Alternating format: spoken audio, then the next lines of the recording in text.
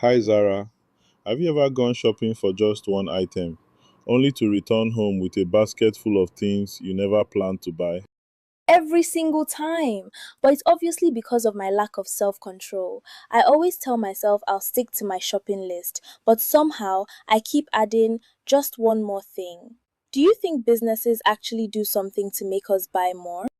That's a great question. The short answer is yes, but probably not in the way you're imagining. Businesses can't force you to buy something, but the best ones understand how people think, feel, and make decisions.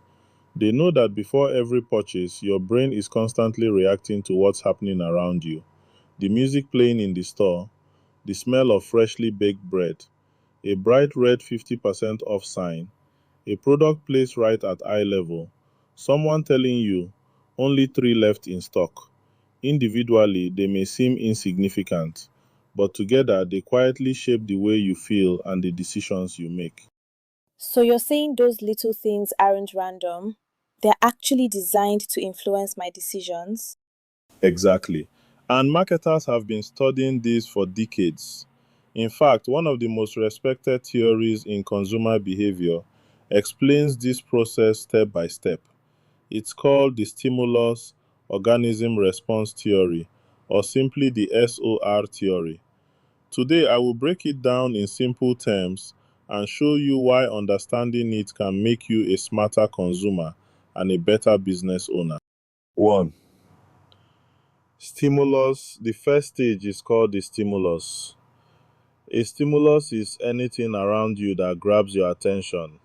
It could be a buy one get one free promotion, a beautiful product package, an Instagram advert, a TikTok video, a celebrity using a product, the smell of fresh coffee, the lighting inside a luxury boutique, or even seeing hundreds of five-star reviews online. These are all external cues trying to capture your attention. So a stimulus is basically the trigger? Exactly. Think of it as someone knocking on your brain's door. The stimulus doesn't make the decision, it simply starts the conversation. Part 2. Organism. The organism is you, more specifically, your mind, your emotions, your memories, your experiences, your personality. This is where your brain begins processing everything you've just seen. Maybe the product reminds you of childhood. Maybe the discount creates urgency. Maybe the reviews build trust. Maybe the premium packaging makes you believe it's higher quality. Nothing has been purchased yet. Your brain is simply interpreting the stimulus. So two people can see the exact same advert but react completely differently. Exactly. One person sees a 50,000 naira shoe and thinks that's expensive. Another person sees the same shoe and thinks that must be premium quality. Same stimulus, different organism, different interpretation. That's why marketers spend so much time understanding their target audience. Then comes the final stage, response. This is the action you take.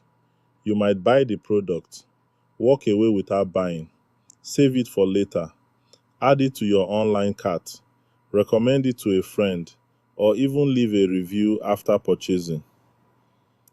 Every consumer response begins with a stimulus and passes through your mind before becoming an action. Wow. So buying isn't just about needing something, it's about how the entire experience makes me feel. Exactly. People often believe they make purely logical buying decisions, but decades of consumer behavior research show that emotions, perceptions, and environmental cues play a major role in shaping what we buy. Recent studies on online shopping and social commerce continue to support the SOR theory. Researchers have found that features such as customer reviews, countdown timers, personalized recommendations, influencer content, and live stream interactions can trigger emotional responses that increase the likelihood of a purchase, particularly impulse buying. This changes how I look at shopping. As a customer, I understand why I make certain decisions. And as a business owner, I now see that selling isn't only about having a great product, it's also about creating the right experience. Well said. A business that understands consumer behavior doesn't just ask, how do I sell more? It asks, how do I create an experience that helps customers make confident buying decisions? That's the difference between simply displaying products and designing a customer journey. This also helps businesses understand why customers buy, not just what they buy. Exactly. Because behind almost every purchase, there's a psychological process at work. I'm Bam Jam. Subscribe or follow for more business insights, both for sellers and consumers.